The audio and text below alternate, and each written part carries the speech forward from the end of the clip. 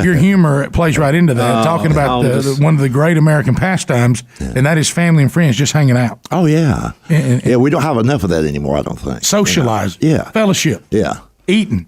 I mean, you don't have to be real old. You can be in your 20s or early 30s, and you're still old enough to remember when people could actually sit around and talk without a cell phone glued to the ear. And it's very hard cell to phones tell. are kind of new in society, basically about a decade, really.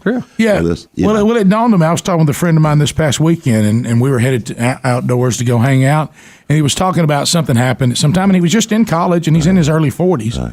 And he said, they had to try to find me. They just called the phone of a friend where I was over at his house because we didn't have cell phones. And I thought, wow. That's odd. They're new, so so I don't tolerate that much. In other words, like you see them in restaurants. Mm-hmm. People go out as a family to eat.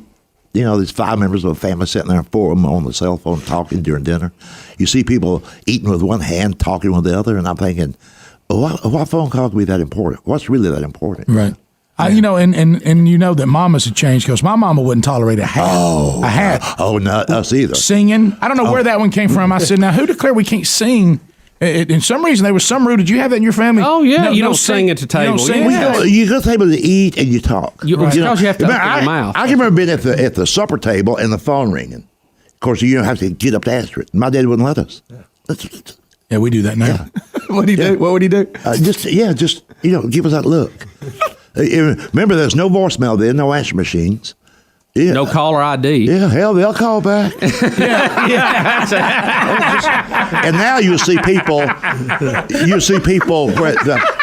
but really, that's what Yeah. What's wrong with it? You know what? That's the way I still am, Like, my cell phone's in the car. I never take my cell phone. I don't take my cell phone in buildings. I text one time in front of James. I would never take my bad. Yeah. Texting, don't get me started on that. Yeah, he threw it right in the potatoes. I have a very cool, hard stance on texting. Right. Every time I read in the paper, hear on the news where these single car accidents, where they were texting, ran off the road, hit a tree, and died.